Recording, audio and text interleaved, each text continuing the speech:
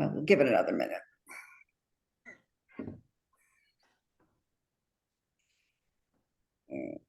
While we're waiting, Kevin, I got an email from Marianne this afternoon about her not being able to get on.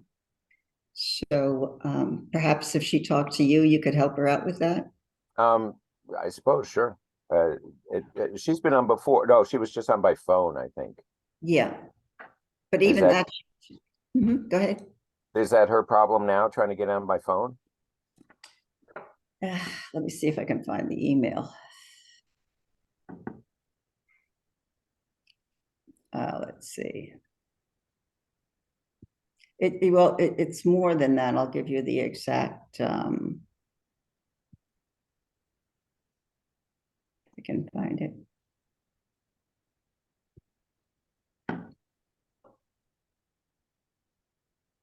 It was more than that. She had phone issues. She had internet issues. Not sure I can help with all of that, but Let me see. It doesn't seem to be popping up here right now.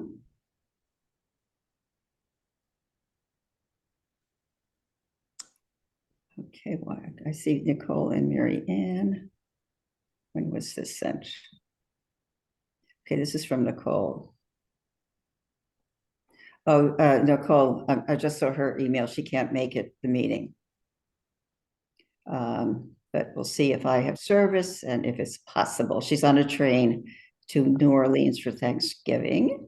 Okay, now here comes Mary Ann. Okay, I haven't been able to connect with Zoom meetings. I'm lucky to pick up email. Even the telephone has been dropping calls. Are we ever going to go to in-person meetings? Most of all the other committees are doing that. I plan on going to she's going to the meeting on the 5th. So it looks like it's emails are dropping, telephone. I don't know. You have her contact information, don't you? I believe I do. Is she CC'd on these correspondences from you? I can pick her out from there. You know what? I'll just forward it to you, okay? Okay, yeah, that's fine. I'll reach out. Okay, I just sent it to you. And it's from Solarized Socrates, so you know that's me. Okay. Okay. All right, I think we've got a good group here now. Let's get started. Okay, first on the agenda, minutes. I move the approval of the October minutes. Is there a second? I second. Any changes? Okay, all in favor? Aye. Okay, done. Okay, next on the agenda, Rob, you're up. Rob has been looking into the IRA, and Rob has also been involved with the climate act. Is it called climate action, climate resiliency? It's called Climate Reality Project. Reality, right. And the IRA has some funding in available to municipalities. So Rob has been looking into that. So I think it would be really helpful, Rob, would be really helpful to hear from Rob about what possible fundings that could be available through the IRA. So why don't we start with that? Okay, Rob? Sure. So let me preface it by saying that what I've come up with so far, what I have so far is more specific to individuals than municipalities. Still digging into the municipality stuff, but I can certainly talk a little bit about that as well as what it is. I'm not sure that everybody's familiar with it, with the Inflation Reduction Act. So I'll just go real quick through that. So it was passed in August 2022, and it basically amounts to the largest clean energy investment, climate action investment by the U.S. government. It totals about $400 billion in monies associated with it. Most of it, the majority of it, is in the form of tax credits, which are intended to do things like catalyze private investment in energy transport and manufacturing, clean energy transport and manufacturing. And according to the White House, it's created about 170,000 clean energy jobs so far, and there are about $110 billion announced in clean energy manufacturing related to electric vehicle supply chain and solar manufacturing in particular. As far as individual tax credits, there's quite a bit out there. It revolves around climate-friendly technologies like using heat pumps, whether they're air source heat pumps, ground source heat pumps. There are rebates and incentives around solar and battery storage, heat pump water heaters, induction stoves, heat pump clothes dryers, NEVs. It also includes money in there for things like insulation, electrical panel upgrades, and electrical wiring. I'll stop there. Any questions so far? No, go ahead. What's popping into my mind, I don't know if everybody else is the same wavelength that I'm on right now, is, perhaps this could be a topic for us to sponsor Yes, for the public at some point in the spring, maybe. exactly. Okay. Yeah, I'm thinking exactly the same. Question. So, why are these things important, right? So basically what the IRA is trying to accomplish is basically the electrification of all the things, so to speak, right? Heating and cooling your home, using electric devices, using electricity to dry your clothes, run your car, and that sort of thing. And the idea behind it is that we need to move those things in that direction in order to be able to then make the electrical grid itself, more conducive to using things like solar and wind and energy sources like that. As long as we're burning stuff in our homes, it doesn't help with the issues around greenhouse gases and that sort of thing. For example, just at the New York State level, the Department of Environmental Conservation states that transportation and buildings account for 60% of greenhouse gases. Interestingly enough, 13% generation of electricity only accounts for 13%. Buildings are 32% of the greenhouse gases and transportation 28%. So lots of opportunity for the public and corporations and anyone who is involved in building and transport to make a big impact there. So some examples. Sorry, go ahead. Just when you say buildings are 32%, is that statewide? Statewide. Statewide. Yep. And 28% is what? 20% is transportation in general. 20%? 28%. 28, okay, is transportation. Yep. And in terms of buildings, is that commercial? That's everything. Residential? That's everything. Do we know the percentage of commercial versus residential? I don't have that number. I'm sure it's available. I can dig into that. Sure. Okay. Yep. Thanks. Oh, sure. Let's see. So some examples of some of the incentives that are out there. For example, for residential residential solar. There's an uncapped 30% federal tax credit, and at the state level, there's a 25% tax credit up to $5,000 to help defray the cost of installing solar. For heat pumps, there are federal tax credits of 30% up to $2,000 per year, and then locally, Central Hudson also provides a rebate of up to $2,000 per 10,000 BTU. And then for qualifying EVs, as another example, there's a up to $7,500 tax credit available there. As far as a question, Rob, a question. Yeah, sure. Are those tax credits income related? No, it's a good question. So right now, what rolled out first is the federal tax credit stuff that's basically which you can only take advantage of course, if you have sufficient tax burden to then be credited that back, right? So if you're only owed $5,000 in taxes, then you can't get anything more than $5,000 back in a tax incentive, right? But you have 5 years to do that. Yes, you do have, right. That's right. It can be rolled out. It can be taken over the course of several years.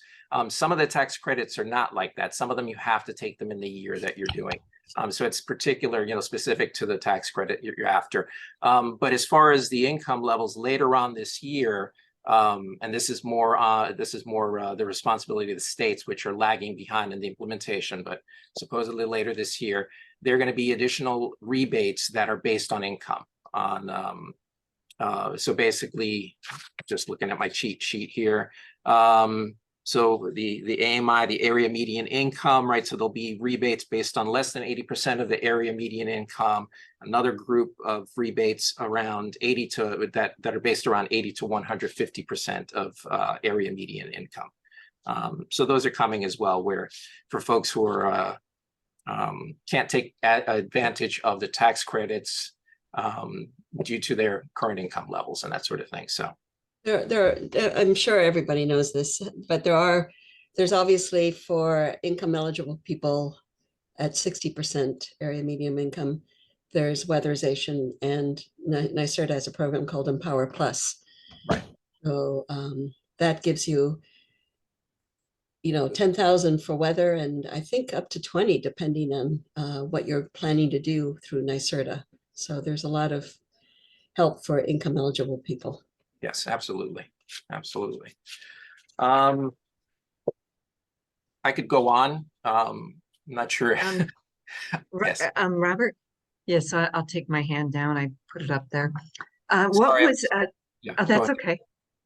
okay. First to Carol, I don't think everybody knew that. Thank you for sharing that. Yeah, that's great. And I know not everybody did because I didn't. But Robert, what were the rebates for the heat pumps by NYSERDA? Oh, yeah. Let me pull that back up here. So that was, so if you're talking through Central Hudson, they have up to $2,000 per 10,000 BTU. Okay. And really what that depends on is it depends on how dependent you make your home on heat pumps. So if Right. you completely eliminate your gas boiler or your oil or gas burning, boiler or furnace, that gets you the maximum, right? If you keep it go right, and it just kind of scales down from there. I think it's 3 different tiers. I don't know the numbers off the top of my head, but I think the next one down is 1,000, and I think the lowest is 500. Thank you. Sure. I actually went through that myself. We had heat pumps installed earlier this year. Yeah, we had one installed, I think, almost 2 years ago, and one this summer. But I think as I looked at NYSERDA, I think we were only eligible for about $300. Yeah. Yeah, heat pumps don't bring the biggest, don't have the biggest incentives right now. Which is a shame considering they're pretty pricey. They can be pretty pricey.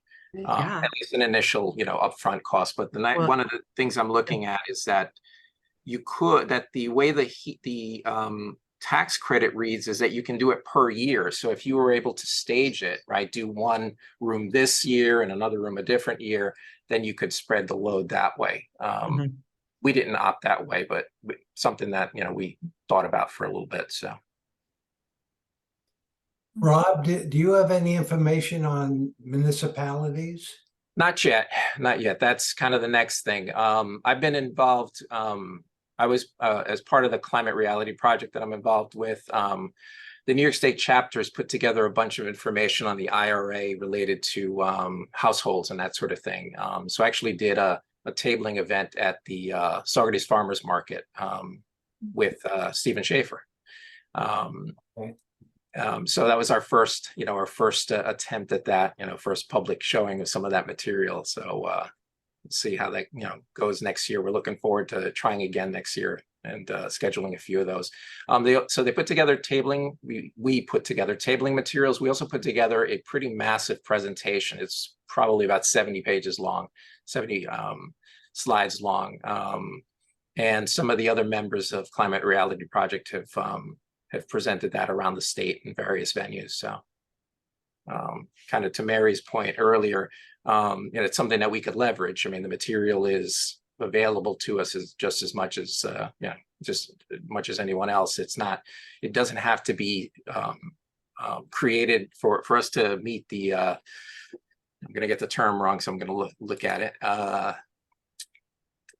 Here we are. PE9, right? Climate Change Education Engagement. We don't have to do it ourselves. We basically host it. We can bring in other organizations and that sort of thing to accomplish that.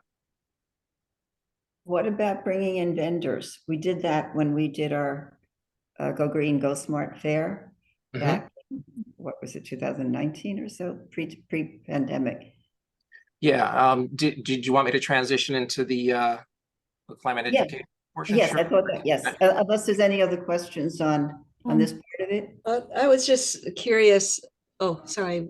I did have my hand up, but Oh, because I sorry. was trying to be like Leslie, be a good person. I kept on bump. But at any rate, I was wondering, what is it that you do, Rob? What do I do? Yeah, I don't. How do I make a living? Are you I'm involved in? no, I'm a IT professional. I work with computers. Okay. Yeah, specifically, my role is solutions architect. So I take business requirements and I turn them into what the infrastructure, basically design what the infrastructure looks like. IT needs to be. Yeah. Yeah. Very So cool. computers and network and all that stuff. This is how it all connects and talks to each other, that sort of thing. Thank Yeah. you. Sorry. Sure. Yeah. So any other questions around IRA stuff for now? All right. So I attended webinar hosted by the Hudson Valley Regional Council. And this is related to the climate change education and engagement PE9 action.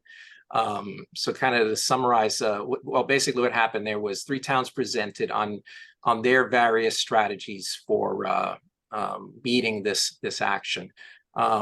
Just to kind of go over real quick what the action is looking for. Among other things, it's looking for documentation of 2 public education outreach or engagement activities focused on climate change within the last year. Demonstrated engagement with a variety of community stakeholders through outreach. It has to be currently active, and it needs to be formally adopted by the local government. So that's what it boils down to. As far as the presentations, 3 towns presented: the town of Northeast, the town of Shandaken, and Poughkeepsie. And I apologize, I'm reading off some notes because I could never remember all of this stuff. So if anyone has questions, just jump right in. Okay. All right. So the town of Northeast, some of the things they did included an Earth Day. They sponsored an Earth Day, which included activities and displays informing the public about pollution and climate change. And they also had some technologies that that are related to climate change and that sort of thing, such as solar and that sort of thing. Another thing they did was they actually produced a climate smart survey that they issued to the community, asking them what issues that were most concerning to them. They implemented a composting program in conjunction with a local farm. They also work with their local movie house to put on a screening of an environmental documentary. And they also sponsored a bulk trash day. So those big items, refrigerators and electronics and that sort of thing. So that was what Northeast did as part of their strategy. Poughkeepsie created some climate smart task force flyers. They hosted online workshops. They did public presentations at a variety of places. They listed Marist Center for Lifetime Studies and, the usual libraries, houses of worship, that sort of thing. They also sponsored repair cafes where basically you can, you have folks who can help you fix old items rather than throw them out. So that was the gist of the unique things Poughkeepsie did.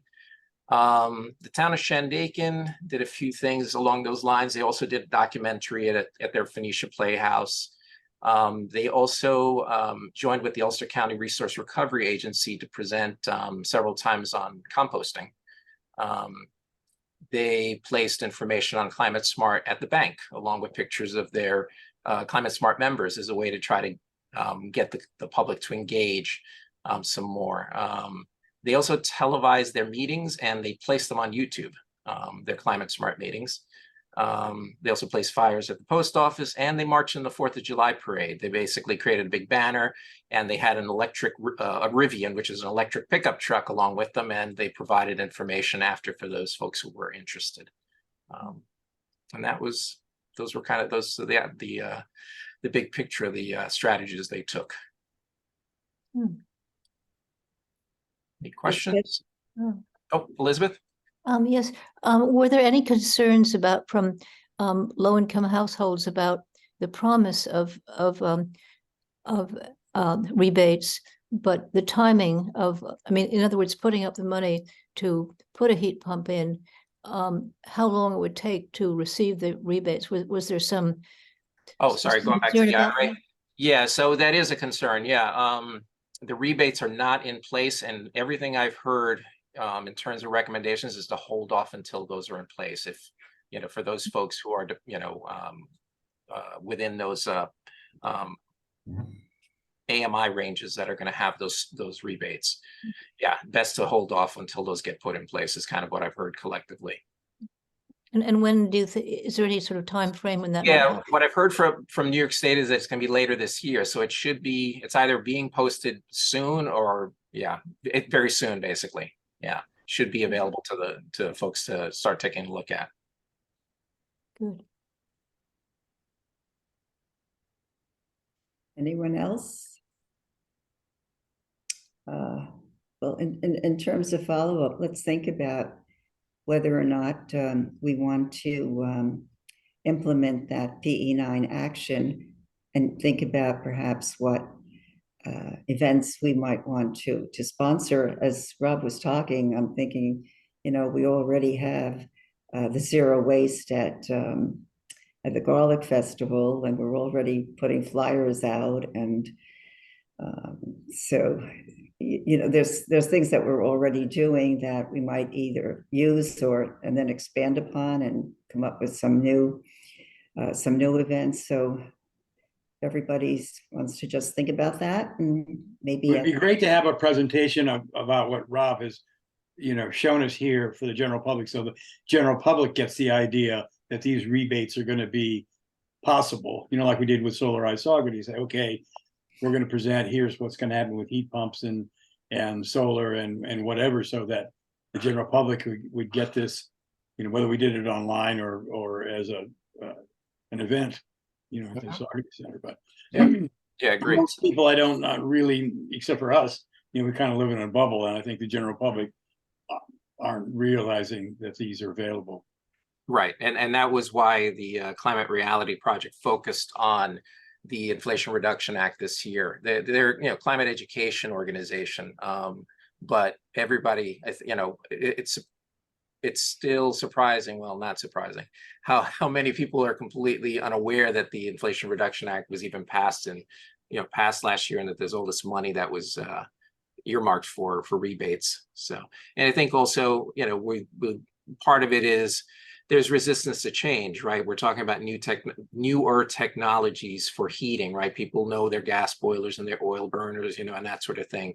And there's, the local, a lot of the folks who've been doing that for, doing those types of installs for, 20, 30, 40 years aren't out there, proposing, mini splits as alternatives or heat pumps as alternatives. So, although there are a fair number of folks that I, contractors that I see are doing them now, which is good.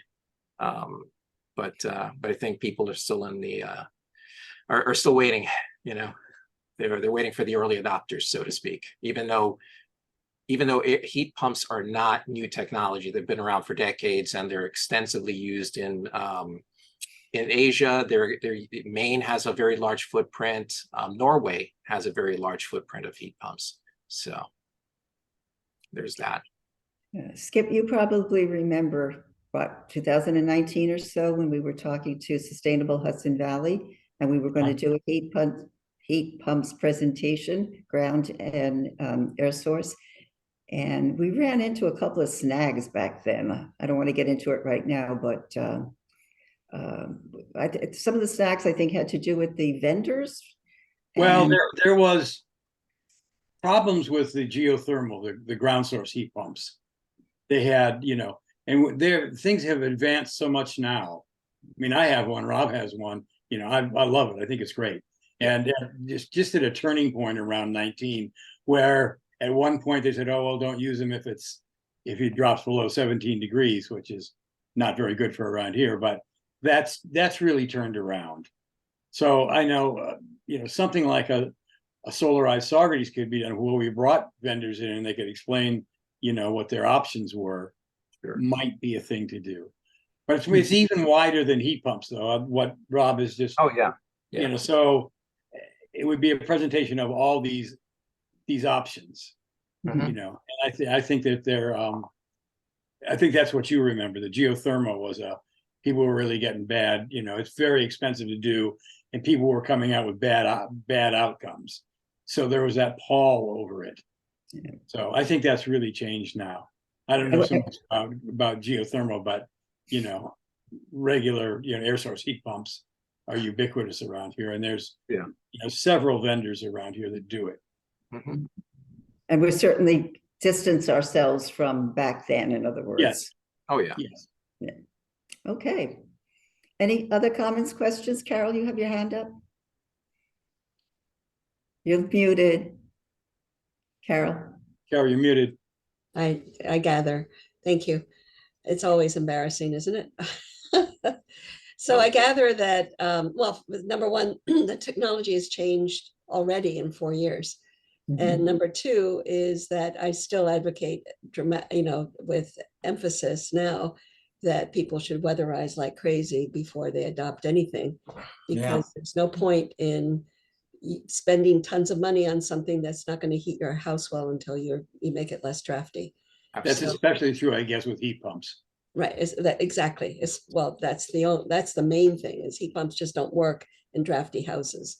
So Yeah. Skip, because your house is really tight. But I also know somebody that put it in whose house wasn't tight and who's Right. told that they had to Exactly, button me the too. window some, and they didn't. I don't want to do that, but Yeah. was unhappy with the outcome. So Right, me too. So anyway, I just wanted to make that as an emphasis, and I really would love to see us do a heat pump. I know, solarize, heat pump eyes, Saugerties. Yeah, well, I'm happy to forward. I mean, if anyone's interested, I'm happy to forward the presentation material that the Climate Reality put together. And like I said, whether it's, as long as we're hosting it, it doesn't matter who generated it. So, Right. Yeah. Yeah, please send that out. yeah, it's So pretty. are you suggesting that someone from that organization present it, we host it, or are you suggesting we use their materials and I we think- present and host? I think either, right? So I'm part of that organization. We could do it as a joint effort, or we can do it as just, the materials are available, right? They're not going to complain if we use them to push the agenda, right? That's what Right. they were put out there. They're out there for public consumption. In fact, one of the links, and I'll send this to the group. One of the cards that we were handing out, business cards that take you to a whole document that we prepared, a Google Doc. And it has links to all of the different incentives and rebates and, that sort of thing. And presentations, the idea was to, if people were interested in the presentation after sitting through one, we'd give them the presentation. So, yeah, it's not, limited, copyrighted, or any of that kind of stuff. So, yeah. Right. We can explore that. If we hosted, if we partnered with Climate Reality, what added value they could bring to the presentation. So we can kind of figure that out, Rob. Yeah. If you would be able to advise us if there's somebody there that might add value or Yeah. in an Yeah, area. there's certainly people in the organization who are far more informed on this stuff than I am. Who've been doing this for a lot longer, that are part of our chapters, the Hudson Valley chapter, as well as some of the chapters that surround us. There's 7 chapters altogether just in New York State.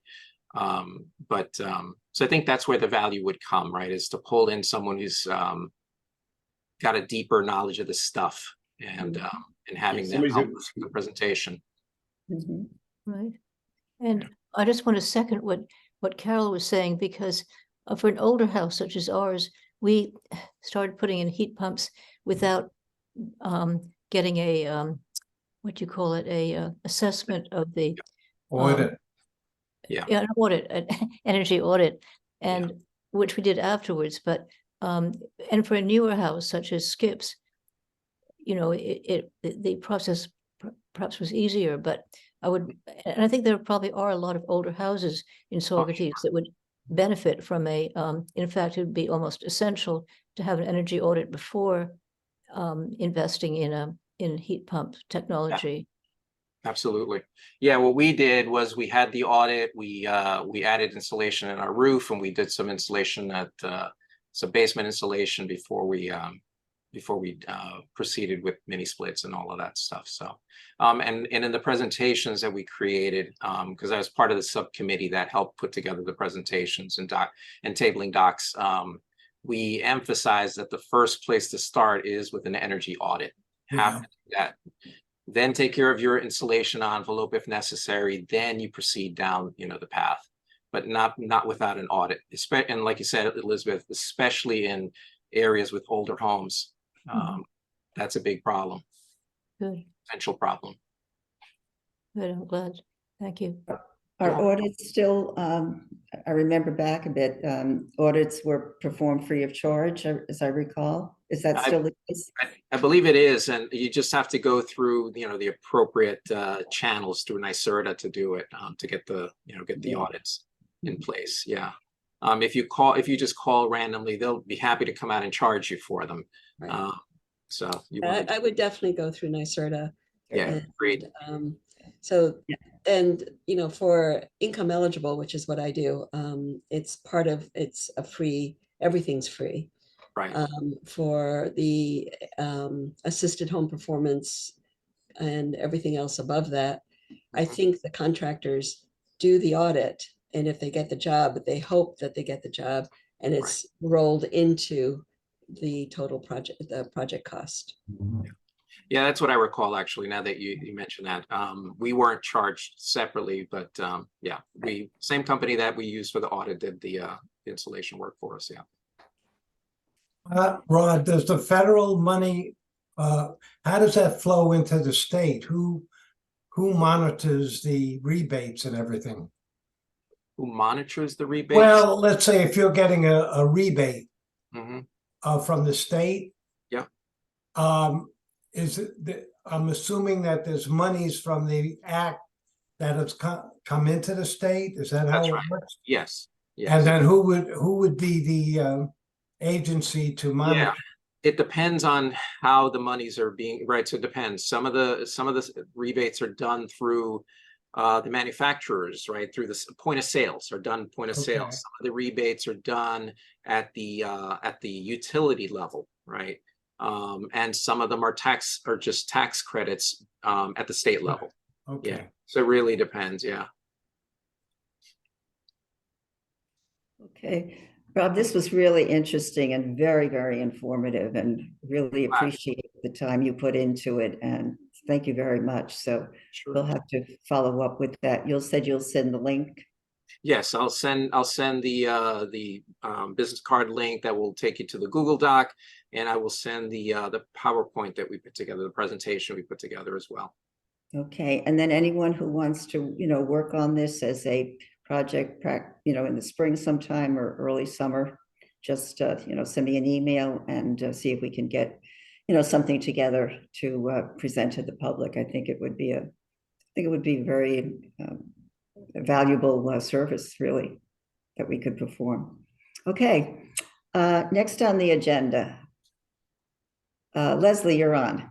The EMC report. Ulster County Environmental Management Council. Yep. Yeah. So highlights, there was no presentation at the October meeting. Highlights from the county level where Ulster County has implemented a green purchasing policy, and they have a 20-minute training on that, and they offer that up as a possible model for local communities.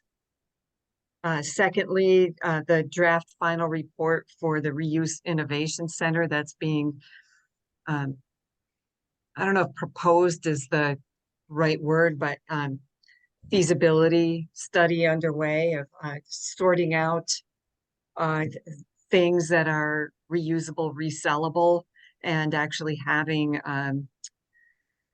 a facility likely connected to the Resource Recovery Center that artisans could and manufacturers would go and secure supplies, get rid of things that they don't use that might have another use.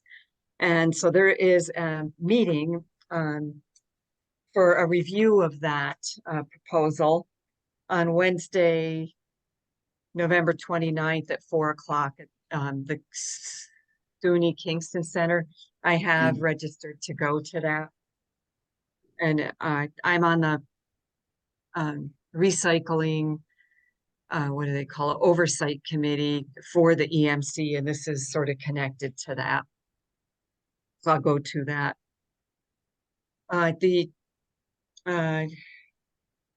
Mary had asked about the natural resource inventory. That website is complete. The inventory is not, it's rather broad. It's not as specific as individual communities NRI would be, but I will put into the chat the address, the web address where you can go and look at the NRI. They are encouraging people to use it. It is interactive and it is useful. And finally, Simon Skolnick has approached the Environmental Management Council and Ulster County and the City of Kingston with the possibility of hosting next year's annual New York State Association of Conservation Council's annual meeting and conference. So that's a possibility, and the city and the county are now considering that. So that's it for the EMC. Okay. Any questions for Leslie? No? Okay. Alrighty. I'd be interested in seeing that natural resource inventory that the. Yeah, so, so I'm gonna put that in the chat right now before I forget. Here's the address. And I can give it to Mary if she wants to share it out, but. Yeah, if here you it want to is. just email it to me maybe, and then I'll just Okay, send. well, it is there in the chat now. Oh, yeah, I I see think it. you could actually just link out, you can just go into the chat and click it. I think you'll get to it. Okay. All But yeah, you right. can. Okay. All right. Next on the agenda is the Flood Resiliency Network report. I'm going to hand it over to Leslie in a minute because she's been involved in the meeting that took place on this past Tuesday. I participated in the webinar that they had, I think, back in October. And that particular webinar featured the Stevens technology, I think it's called, let me see if I get the right name. There's a Stevens Flood Advisory System. And the presenter was from the Stevens Institute of Technology. And what they have done is they have set up a model whereby they can see in real time the water levels and they can forecast the flooding. They use the gauge up in Norrie Point, and it's been pretty successful. They reported that over 90% success in predicting the floods in forecasting. And the second part of the presentation was from Julie Noble, who is the Sustainable Coordinator for the City of Kingston. And she explained how she was trained in this method, the Stevens technology method, and she had used it and very successfully in the City of Kingston to predict one of the past floods. And the gal who runs this, Jessica Kuhlman, I think, maybe I'm not pronouncing her name correctly. She said anyone who wanted to be trained in it, she'd be happy to do it, to train people in how to look at this and do the forecasting. Subsequently, however, when I spoke with her, the institute, it's a non-for-profit, and the website is it's not how shall I phrase this? It's a non-for-profit. They need to be refunded, so they're not really operative, I guess would be the best way to say it at this point. So it looked like a very good system, but we'll have to see where it goes because it's not, as I said, operative right now. So that was the network presentation back in October. Leslie, if you want to take it up now, because you went to Albany on Tuesday to do their in-person presentation. Yep. So a good sized group. I was the only one from a conservation advisory council.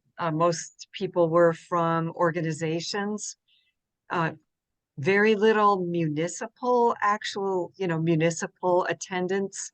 A lot of several consultants and just people that belong to nonprofits. A lot of people that are currently employed. Kathy Sheehan, Mayor Kathy Sheehan, welcome folks. And they had a presentation from somebody from the National Weather Service in Albany.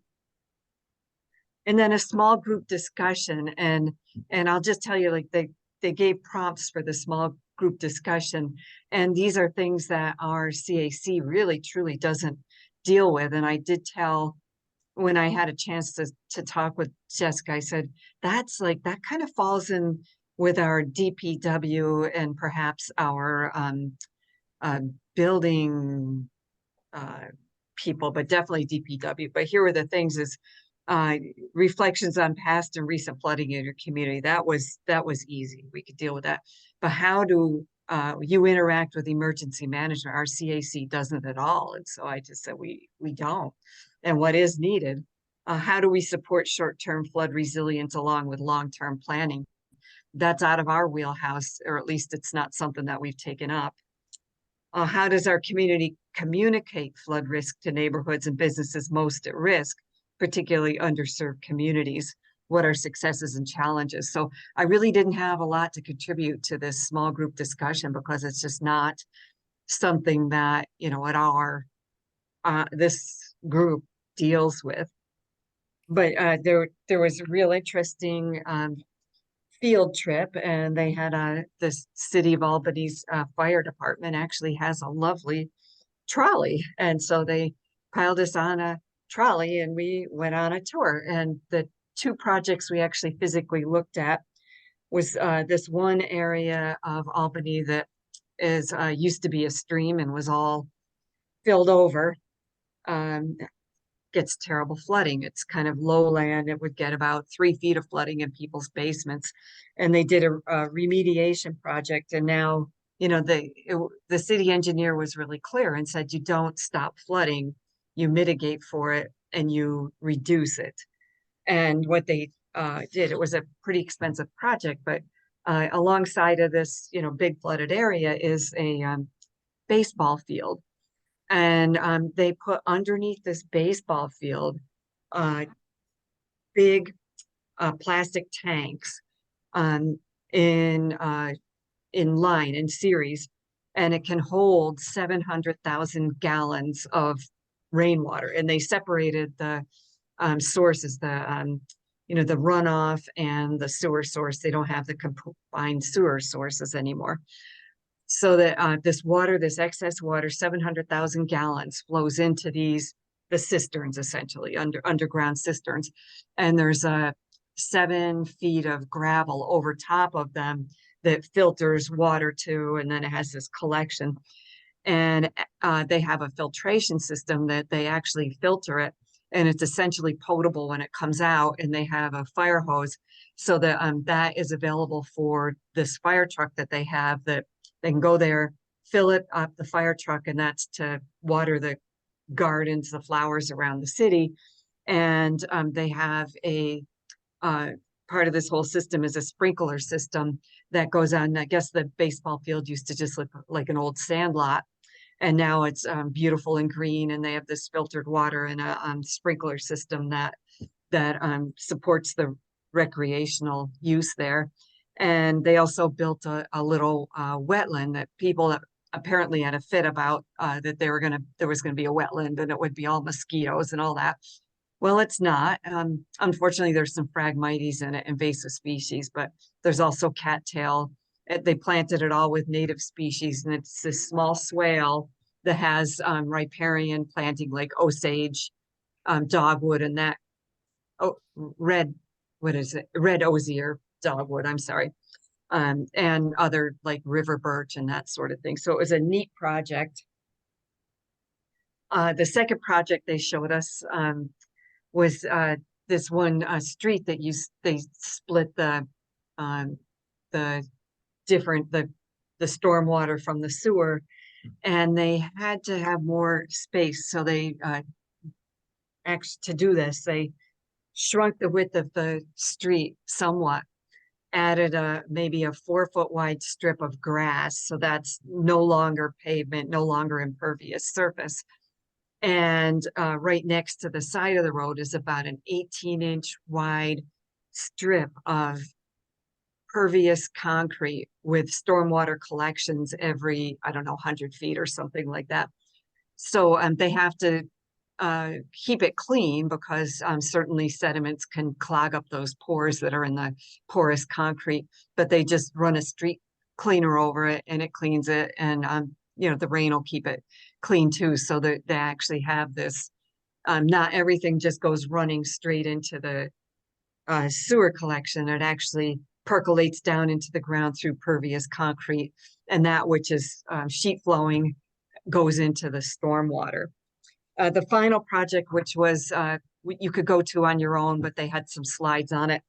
They have a little place called Tivoli Lake Preserve that's in a underserved, you know, environmental justice community, and it's had, you know, its shares of up and downs, but it's a lovely space with a wetland and a lake and all that sort of thing. Patroon Creek was super pollute. There was a lot of pollution that went into it, and they put it in a culvert and ran the stream through a culvert. And so they opened that stream up. It's called daylighting. They daylit the stream. And I asked the question why it was so straight, and they said they put as much meander in the stream as they could, but it's between a railroad track and I think a sewer line or something like that. So they had not a whole lot of lateral capacity, but they did daylight the stream and they put what meanders into it that they could. So that was it. It was pretty interesting, but I'm not, you know, not the sort of thing that RCAC would typically get involved in. I guess the task force in a way might, you know, be something when we look at, you know, resiliency and mitigation, but Yeah, Elizabeth, I mean, it's certainly important, but it's not, you know, it's not something that we have been doing. right, right.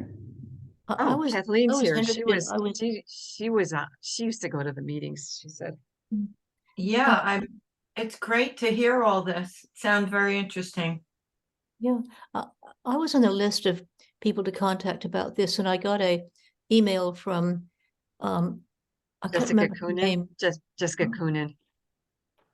Well, no, actually, it was somebody from Cornell Cooperative. We're on a farm, and so we're on the list of people who get emails about farm stewardship, and it was resiliency for flood resiliency for farms, and I remember, and I wondered, you know, if there could be any tie-in with this project, because I remember a few years ago during those big storms, Ida and another storm I can't remember the name of, our farm got really flooded quite badly, and we haven't had a floods like that since. But and I don't know what percentage of the land around here is farmland, but is there a reason why this is under the aegis of Cornell Cooperative and not our group? I can't remember the name of our group, but They probably have a contract to do this work. okay. Well, I mean, I'm game to, you know, to volunteer for a meeting, or but this particular initiative didn't seem to fit within the guidelines of what of this project, so I didn't sign up for it. Anyone else? I thought that first project was absolutely amazing under the ball field. It is just, wow, that was very Yeah, creative. it's pretty incredible. I'm sure it was very expensive, but you know, they had they were under consent order to do something. And it was funded under not just one funding source, a number of different grants that they had to piece together to make it happen. But yeah, it was impressive.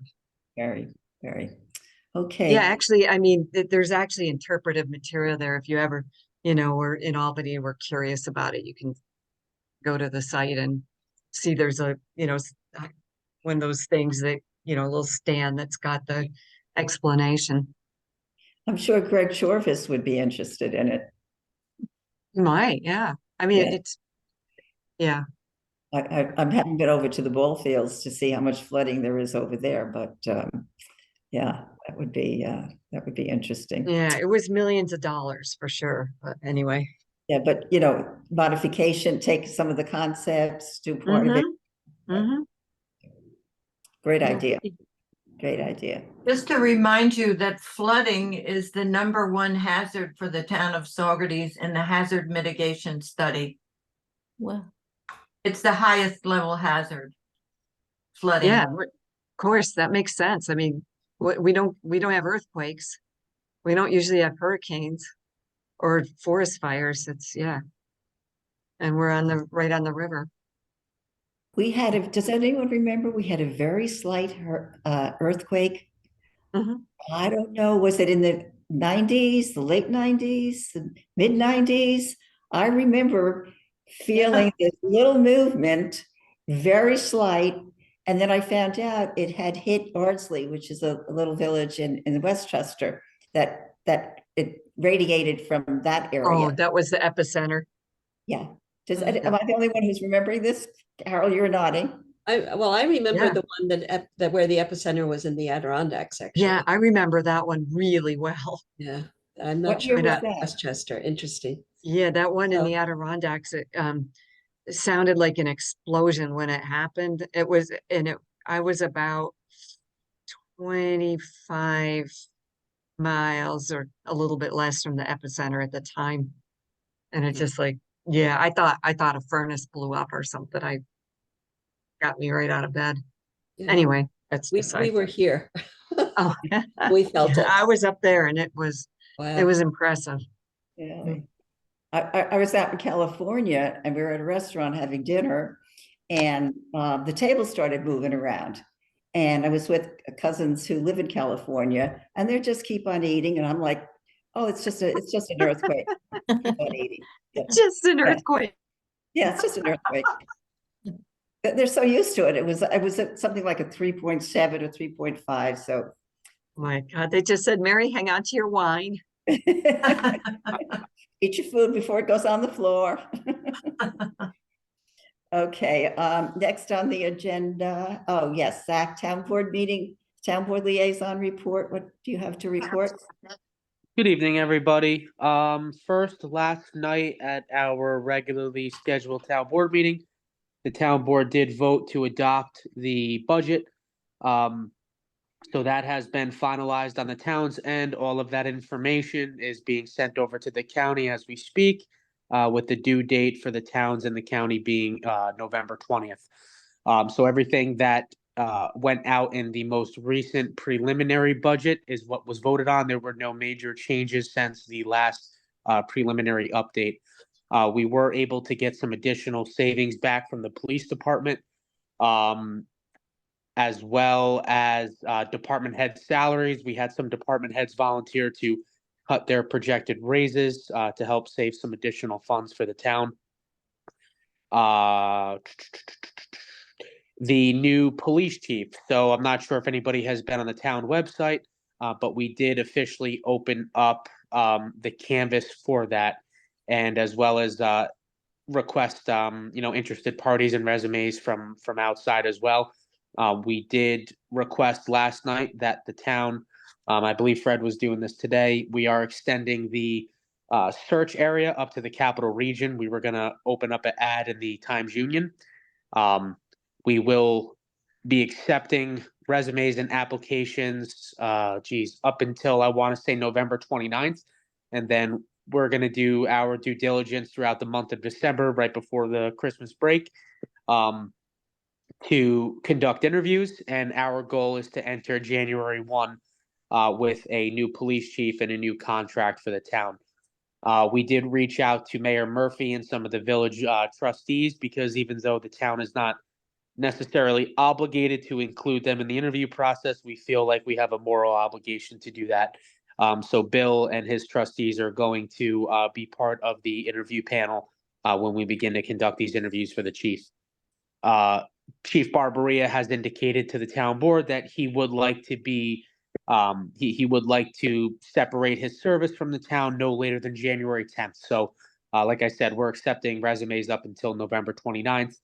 We will conduct interviews. We have gotten some pretty impressive resumes already. Some from out of state even. So, you know, the police community is a funny thing, in my opinion, for as many law enforcement professionals as we have in this country. I feel like everybody knows everybody still, and word kind of spread pretty fast that Saugerties is looking for a chief of police. So that's where we are with that. I spoke that the budget has been finalized. The next topic would be the Villas project that's on Spalding Lane, the Dominican Sisters of Sparkill. They went back. They had withdrew their previous second public hearing date because there was a discrepancy with the Lasher house located at the end of that road there. Since then, they've gone back and they seem to have compromised with the Lasher house in terms of the parking area and how that was going to be configured in a better manner to kind of lessen the amount of disruption that the Lasher house would have been exposed to otherwise. So it looks like those parties kind of came to an agreement. There's an understanding there. So we're expecting the Dominican Sisters and the developer to reach back out to the town board to schedule 2 new public hearing dates on behalf of that zoning request. That is, just trying to think if I missed something. I feel like there was something else I wanted to report on, and now it slipped my mind. But those are the big topics currently, before the town board. Zach, I had a question. Sure. I'm surprised. I thought the chief of police would be appointed from a civil service list. Is that not the case? No, so there, we did get the active list from we're in the process of getting the active list from civil service. We currently only have one individual in-house who would be on that list. So the thing with that list is that, and don't quote me because I don't claim to be an expert on civil service. I think that entire thing needs an overhaul, but that's neither here nor there. The current list is set to expire very soon. So the way it was explained to us from civil service is that we could actually appoint somebody on a provisional basis, pending the completion of a new chief's exam whenever civil service happens to offer that. And that person has to be reachable on that list. That is correct. So essentially Yep. what could happen is if we went with John Doe and he's not on that active list, he'll have to sit for the chief's exam. And if, something unfortunate like him not passing were to happen, then he or she could then be bumped by somebody who is reachable on that new chief's list. Zach, you Um, said there's one person on the list. You said there was one. Correct. individual. So, Lieutenant Swart is currently reachable on the active chiefs list. Captain Filak, I believe, would have been, but obviously he has since resigned. So, to my understanding, Lieutenant Swart is the only one in-house who would be eligible for appointment. So what criteria are we don't have to get into this, but I'm just curious about what the criteria is now for selecting someone since they are in civil service certified. I can actually share with you the eligibility criteria if you guys would like. I can send that to you via email. Okay, yeah, I don't mean to digress like this, but. No, not at all. Not at all. That's an important question. Yeah, I can definitely share that with the group. Absolutely. And, oh, sorry, Elizabeth, go ahead. No, well, you had your hand up, so why don't you go I ahead? just got it up. Well, I was just curious, when I voted recently, I voted yes on all the propositions, but I didn't really understand I guess it was the third one about whether or not the receiver of taxes should be appointed or elected. And I didn't know whether that was a topic of discussion in the town board, but it seemed to me Yep. that should be not appointed, but elected. Was that is that a relevant topic for the town board to consider? Yes, no, so that's a great question. Thank you for bringing that up. That is how this originated, was with the town board.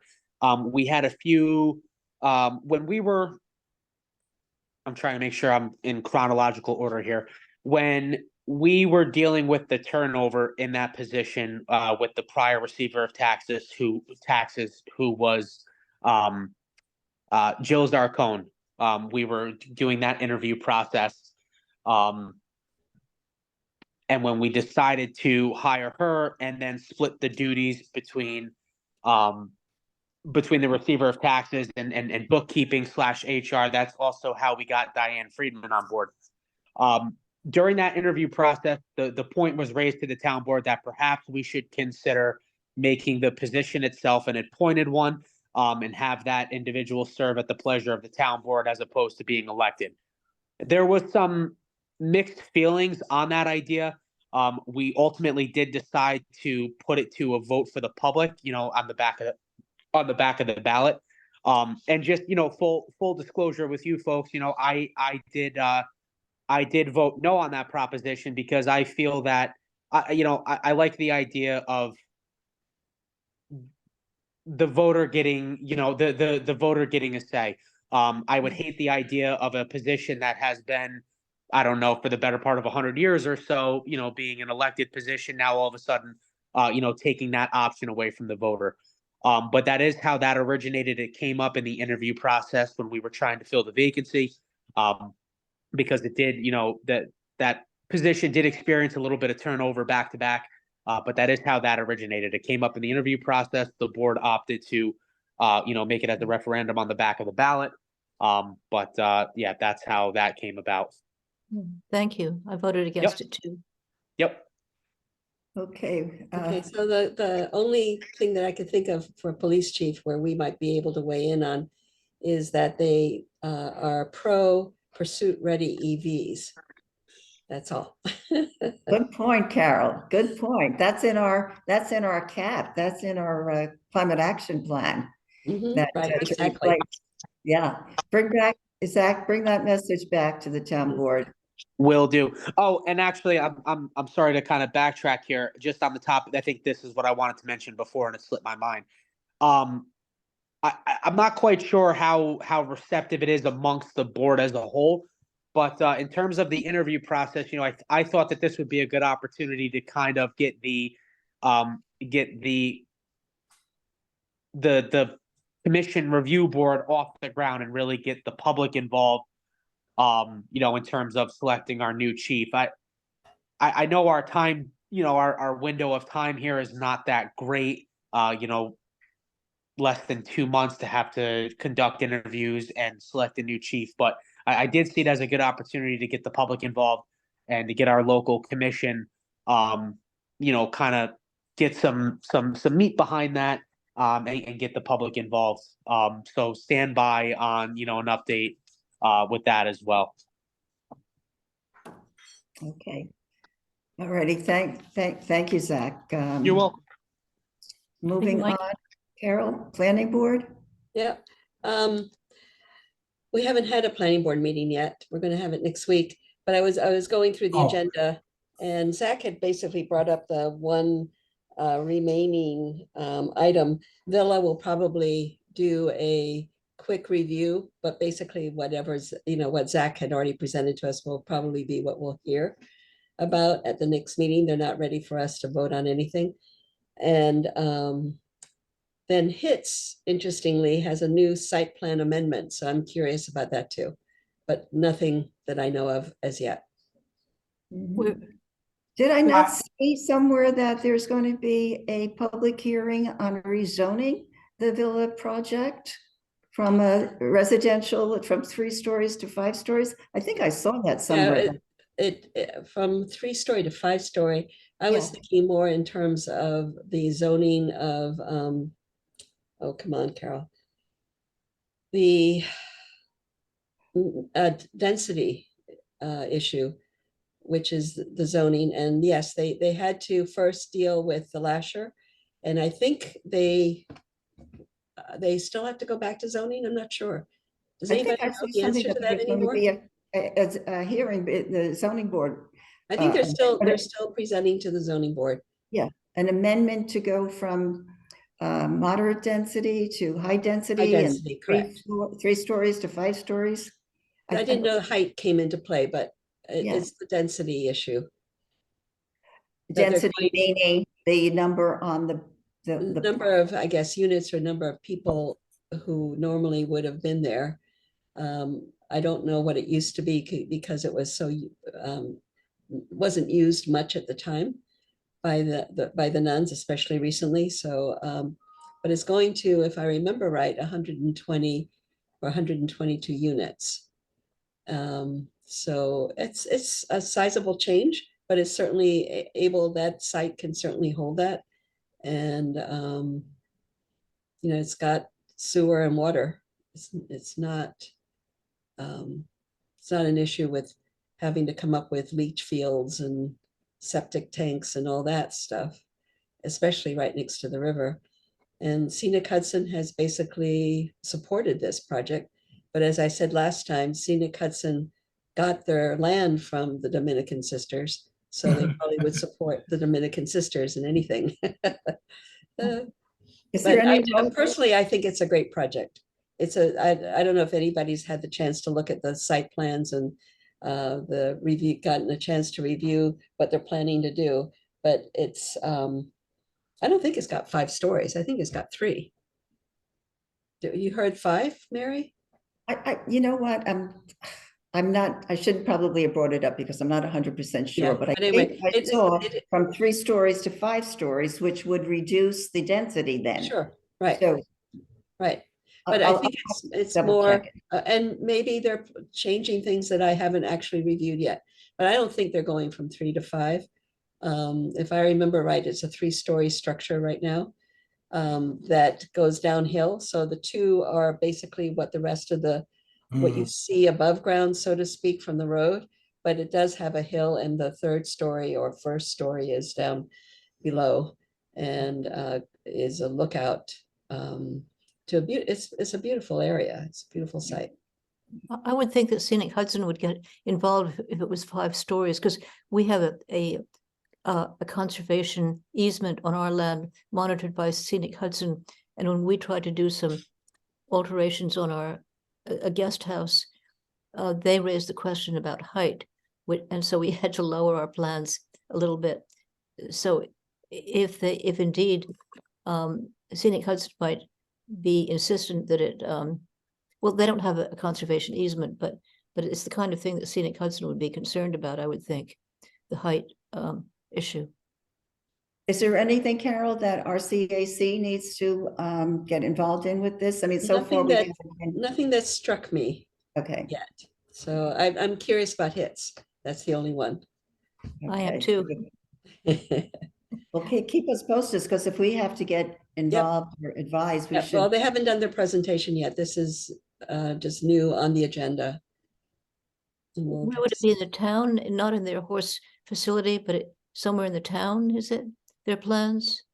Hits his Yeah, plans? the building department would have their plans. You Okay, I would was have just wondering access to those. where it would be.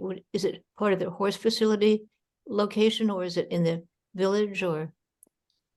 In which the site plans hit- that they're the HITS presenting? The HITS plan? I Yeah, didn't, that would, they would have them at the building department. I think He's Elizabeth. asking if it would be in the whether- village.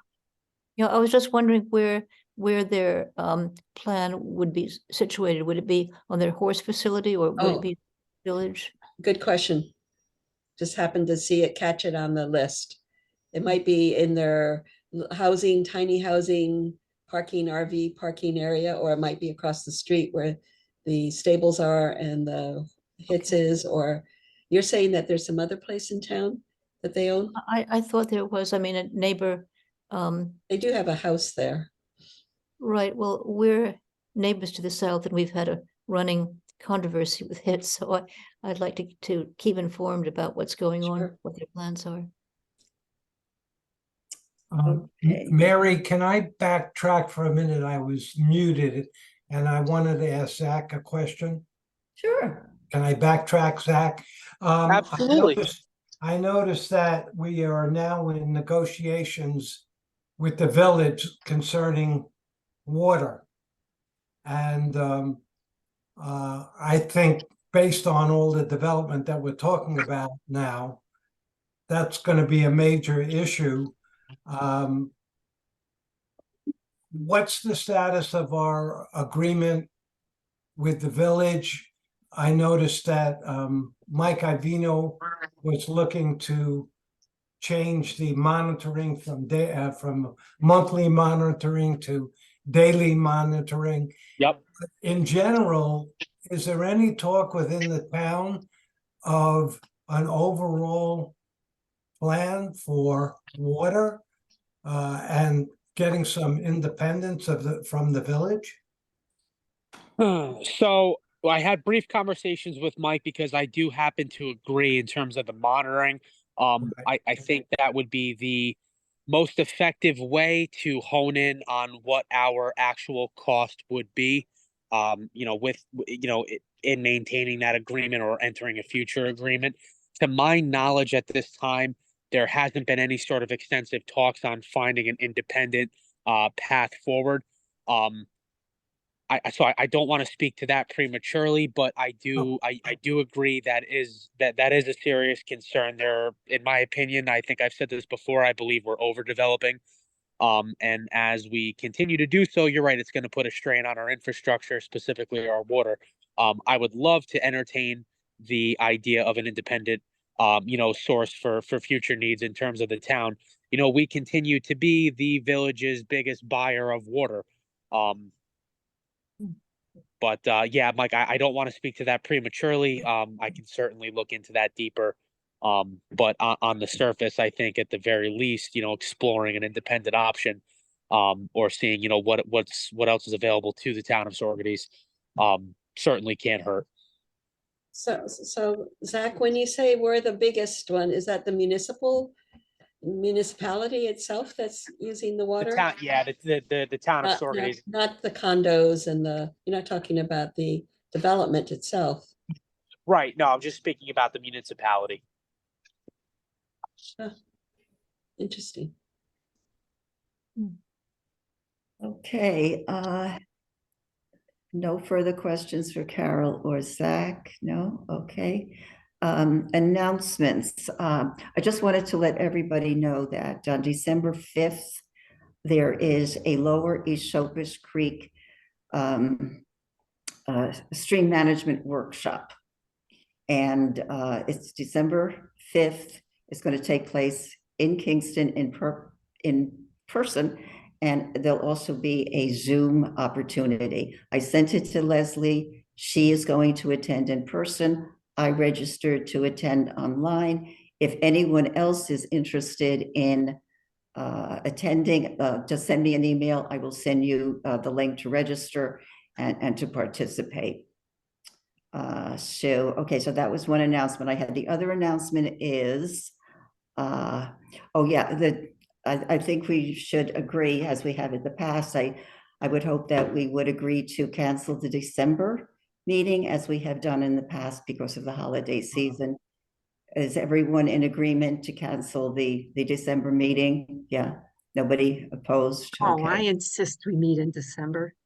Well, you'll be a member of one. You can sit and talk to yourself and do I do whatever. anyway. I talk to myself anyway. Work it out with Kevin, Leslie. And the only other announcement, I know we all got a request of whether or not we wanted to be reappointed to the task force and the CAC. I hope everybody agreed to reappointment. I agreed to reappointment, but what I'm going to do is once we get through recertification, which I think will be end of February, maybe mid-March or so, I'm going to step down as the coordinator of the task force and chair of the CAC. So I'll still stay on the CAC, but I will step down as the coordinator and the chair, probably, mid-March or so. So I just wanted to let everyone know that. Fair enough. Kathleen, did you have announcements? Yeah, I just want to mention that I went to the open space planning and funding webinar the other day. Excuse me. And that was a 2.5 hours webinar. It was pretty interesting. There was a lot of good information. And since we have been talking about updating our natural resources inventory and open space plan, I thought it would be a good thing to attend. They are suggesting, I guess, that the county is doing some work in that regard, and that we should probably try to see if any of the county information that they're developing could be used by the town also. But there is money available, and it would be through the Hudson River Estuary Program. So that's good to know. And I don't think there's going to be a deadline until next year. But there's an initiative also in the state to conserve 30% of available open land, 30 in 30 years. And they talked about ways to do that. There were some reports by Red Hook and a couple of other towns who have accomplished different methods of achieving this. I took about 6 or 7 pages of notes, but I haven't written them all up yet, so I have to do that. But one of the things that they talked about stood out to me, and that was that they suggested that the towns should identify areas that they feel should be left open and preserved, whether it's a wetland, forest land, just open land. In areas where you expect that there could be development, identify the land that you would like to be reserved open ahead of time before someone comes to you with a plan to the planning board, so that you can make that requirement. And I don't know how you actually do that, given that land is owned by private people, but maybe you do it through zoning. I don't know, but that is, they're saying to be proactive, identify your spots in your town, and know ahead of time that you have land there that's got to be left open. And they're saying if we don't do this, it's going to be a very dire situation as far as climate problems. So that was pretty interesting. Sounds as though Winston Farm would be a prime example of a place that should remain open, but that's still under uncertain, I guess. So I don't know how you get that started, but there are resources that I can maybe look into that a little bit further if you're interested. I could contact some of the people that actually presented information on what they were doing in their towns. Carol, don't we do that in our comprehensive plan and our open space plan and our inventory in a general sense? I don't know how specific, Kathleen, they were looking at, but we do that in our comprehensive plan. But for example, in the comprehensive plan, we say at least 50% or 51% of Winston Farm should be open space. And is there a meshing between what the planning board is doing and what's in the comprehensive plan? I mean, that's what you really have to find out. I mean, I don't know how how much they're looking into the comprehensive plan when they're making the decisions about projects. So, Carol? but so Winston Farm may have been identified, but there are other areas too, I'm sure. I was just going to mention that I had heard on the radio about New Jersey being our model.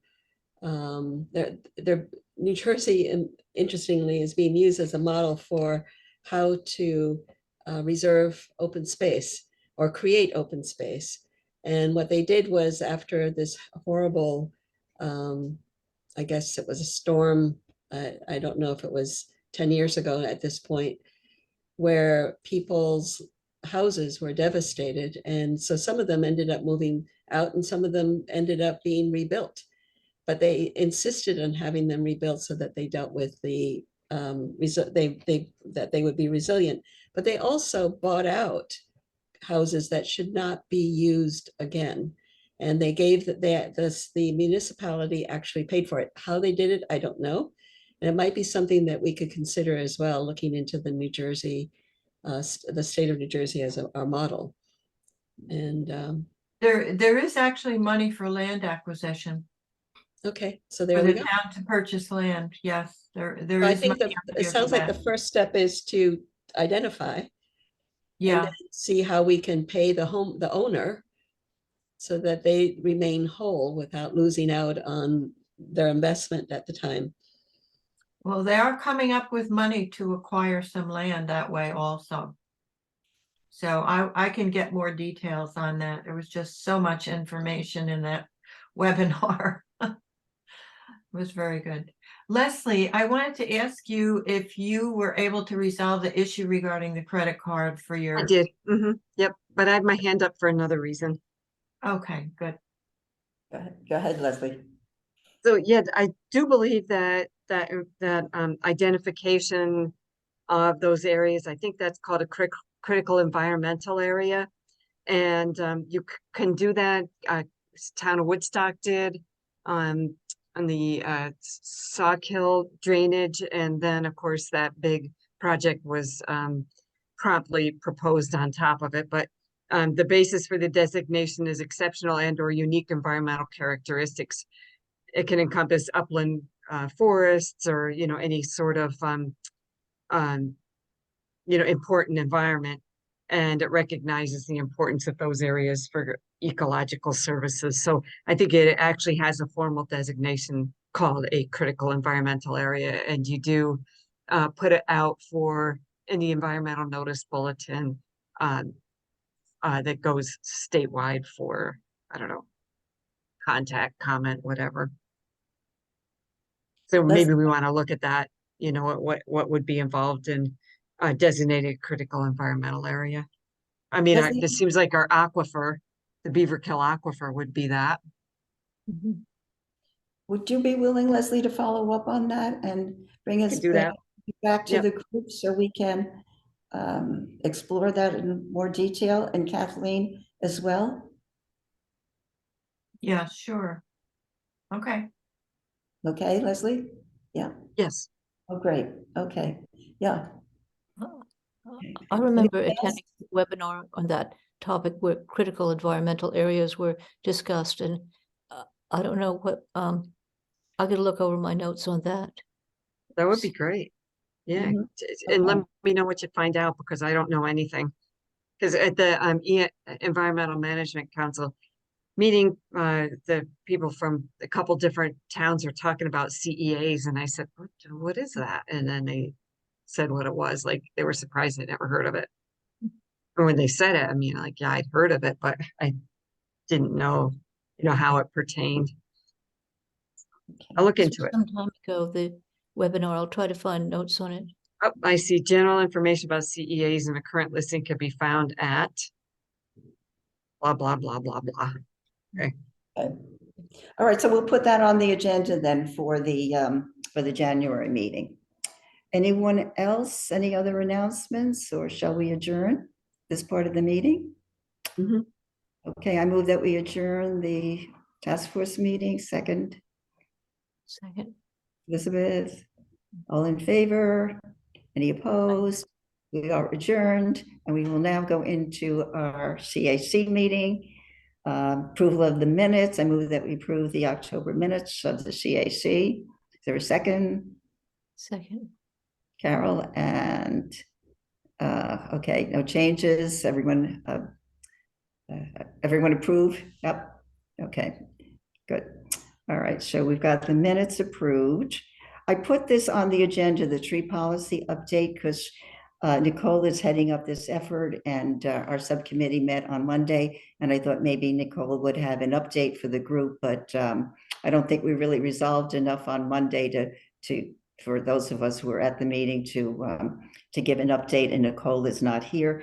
So I move that we table that part of the agenda, and hopefully maybe January we'll have an update on it. Announcements, any announcements under CAC that we have not, Carol? Yeah, so the pollinator meadow's not on the agenda, but it's currently kind of a hot topic. It is happening.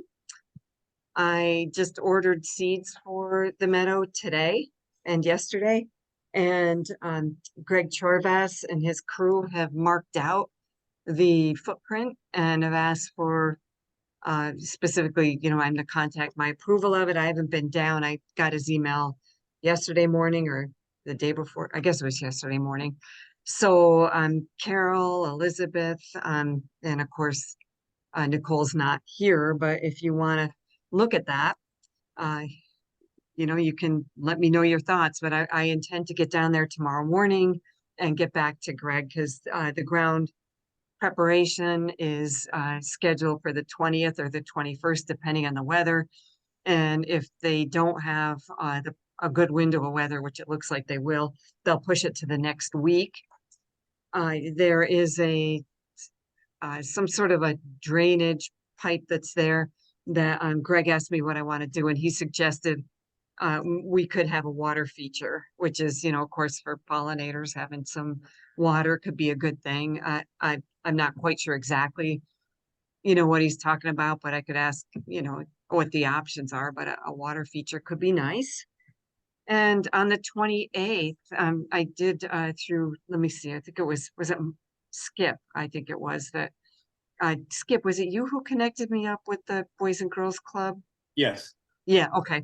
Yep, Skip connected me to the Boys and Girls Club, and there are 6 very excited young members of the Boys and Girls Club that are going to help us on the 28th, November 28th, to seed and roll the seed by hand, run a hand roller to push the seed into the soil. So these are supposed to be engaging projects, so with the community involved. So I encourage you fellow CAC members to show up and get your hands dirty. This will be the after school hours. Leslie will be on 4. Yeah, I think, it would have to be after school. I got an email from my contact there, the head of the programs. She was thinking that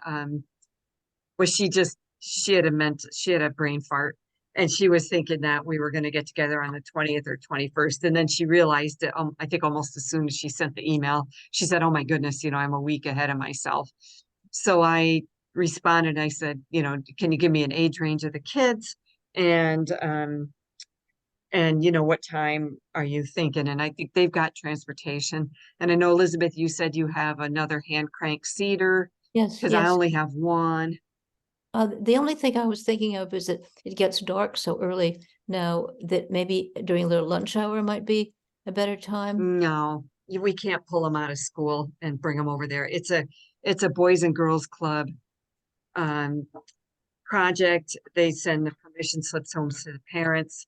It's a Boys and Girls Club project at the event, not a school event at this point. So I'm sure that they know what time it gets dark, and we'll have the kids back, whether or not the project is, done. I think there's going to be a lot of, laughing and giggling and running around. So, but yeah, I mean, if they're there at 2, my concern more is that they're probably going to get cold. So, they'll probably get cold before it gets dark. So, they do things. They are looking for things to do with the kids, and I'm sure that they know. Okay. So Not when to will you keep 'em have, out in the I want dark. to come and join in on that. When Yeah, will so you know it's the the, date? okay, so Skip, I'll put you on the list. Yeah, so it's, the 20th and 21st is groundbreaking. They'll, scalp off the sod, and then they're gonna run, like a 2-inch thick, deep tine. Just run over it with, just tine. They're not tilling it. They're just gonna aerate it with tines. And then, I wanted to have enough time between the ground opening and working with the Boys and Girls Club so that if there was any slippage in the project that we Yeah. wouldn't, have to say, oh, the ground's not even open yet. So yeah, so the, That's ground next opening Monday. is the, Monday or Tuesday. Yep. And it's laid out now. It's, right Where by the is it? Veterans Park in Kentime Field. Oh. If you're standing on Bob Moser Drive and you're looking at, that little park where there's a bench and stuff, it's a Veterans Memorial. You look beyond that, there's a private residence would be on the left, and a fence for some kind of ball field on the right, and it's in that space right in there. So just behind More the volunteers on sign for the memorial field. Yes, I guess Behind you the would sign. call it that, behind the memorial statues and stuff. And But the so the volunteers- opening is it's marked out now. The opening is the 20th or 21st. I think they're probably on target to do the 20th. I think I haven't looked ahead at the weather. And then the children, the crew of 6 from the Boys and Girls Club on the 28th. But we can't see ahead to weather. I'm not gonna have them out in the rain. We'll have a rain date. So that'd be great, Skip. Anybody else? Carol's got her hand up. I was just gonna say that I think there's a lot of good lighting there anyway, if it does go into the dark. Is Oh, that true? that's true. Yeah, and Yeah. I don't think it would get dark like 4:35. Right. Yeah, I don't. How big an you know, area is it? Well, I haven't seen it yet, so I don't know what they actually marked out. But our grant was for 100 feet by 100 feet, or so- 10,000 square foot, quarter acre. I don't know if they really did if it's really is cumulatively 10,000 feet. It's certainly a scalable project that could be added to. But you want us on the volunteers on the 28th, not the 21st, right? Yeah, right. I mean, I want to show up when they break the ground, and it'd be great, if people wanted to show up and just see what they're doing and, be part of it, thank them, whatever. But I want to get pictures because our grantors are very interested in storytelling, pictures, and not just, just do the grunt work, get it done and check the boxes. They really want it to be, more engaging and to be able to tell a story. So if I can get there before and after with pictures and, before and during and stuff, that's going to be compelling. And that kind of reminds me, I did write up a press release over the summer, sent it out to the Freeman and the Hudson Valley One. And to my knowledge, they never did anything with it. So, maybe now that it's more timely, although I had a feeling if we did it when the ground broke, it would be lost in the holidays kind of, Wouldn't stuff hurt to that's just going send it on. in, Leslie. Wouldn't hurt to just take some photos. They like the photos and send it in. Yeah, to resend the press release, you mean, Right. with the Yeah. photos? Yep, okay. Yeah. I mean, I was thinking along the same lines, Mary.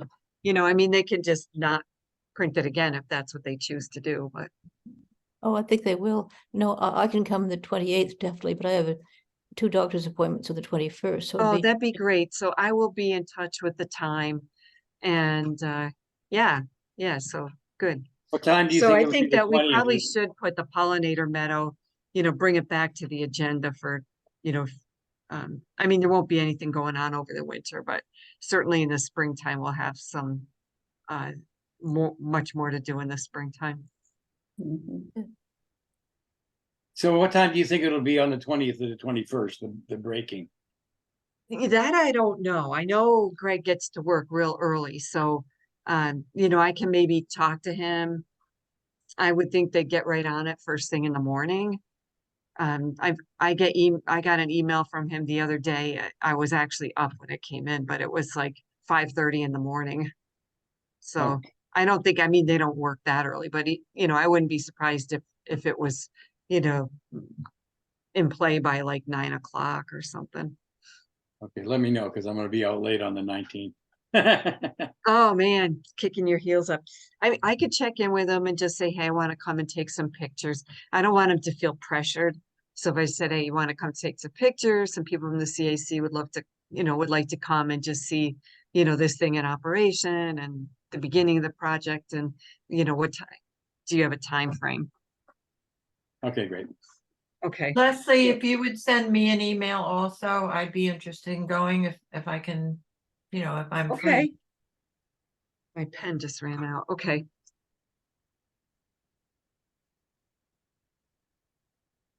Yeah, Okay. so I just didn't get a chance to get down at Cantine. You know, it's like a 20-minute drive for me, and I just didn't get a chance to do that today. I would think if the kids are pictured when you do the seating, I would think the newspapers would Oh, yeah. think that was kind of interesting, you know, to think show so the kids. too. Yeah. And apparently I asked I can't remember her name. What is it? Like Martin? No, I can't remember her name. It starts with an M. But anyway, I asked the program director at the Boys and Girls Club about the pictures. I said, I'd like to get pictures. I won't get their faces. And she said it was okay that the parents basically sign a release that, you know, they get involved in activities and there's pictures. And if you don't want your kid pictured, you know, just make it clear. So she said there won't be any trouble with taking pictures. So I think that would be good. But I know you do have to be careful taking pictures of minors. Leslie, can you include me as well as Rob? Yeah. Okay. So I will, so I'll tell, you know, maybe I'll just send out Send out a like general notice. Yeah. yeah. I might Yeah, be when able I to- have information, I'll send it to you guys. It could even be day off too, you know, just like, hey, they're working on it now, you know, Yeah, that's okay. whatever. But Yeah, I'll keep you guys in the loop. Leslie, do you know David Brown? He's he does a lot of the writing for HV1, and he's don't know. local. He lives in. You know, Dave I think Gordon. I might have met David him, but I David didn't. Gordon, right. You mean Dave Gordon? I mean Gordon. I'm sorry. Oh, okay. Brown. Yeah, I was gonna say My that. neighbor is Dave Brown. Dave Right. Gordon. Yeah, he's so if local. so, you know, when we have, you know, maybe a reporter would like to show up when the kids are there, you know, Well, seating and that rolling. would be him.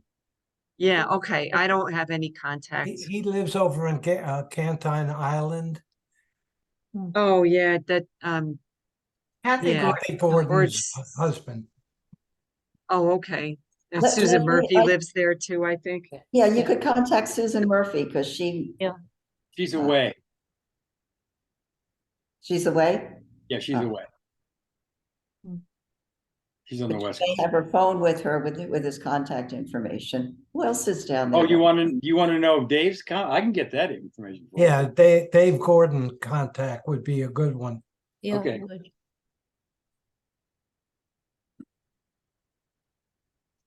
Okay, because he'll write an article. that'd be great. I think I might have maybe met Get you him. that. I'll get you his information. I'll send Okay. you his information, Leslie. Okay. Okay. Yep, I could even send him well, yeah, I could send the press release out and then I could fill him in with the details that are in a Okay. press release, that if it never gets used, he can actually take those details out of that and use them. Good. Okay. Okay, anything else? Any other announcements? Okay, so shall we adjourn? Who wants to adjourn? 6:40. Happy holidays then, everybody. Yes. Same, Happy yeah, Thanksgiving. Same to you. Thanksgiving, thank you. Hanukkah, Happy They will. everything, right? Kwanzaa, everything. Yeah. Mhm. That's right. We won't see each other until January. January, Happy New Year. Happy New Year. Hey, Zach, I saw, Zach, Stay I well, saw everyone. that photo on Facebook of you and your family. That was a Wow. great photo. Thank you very much. It was beautiful. The dog, the wife, Yeah.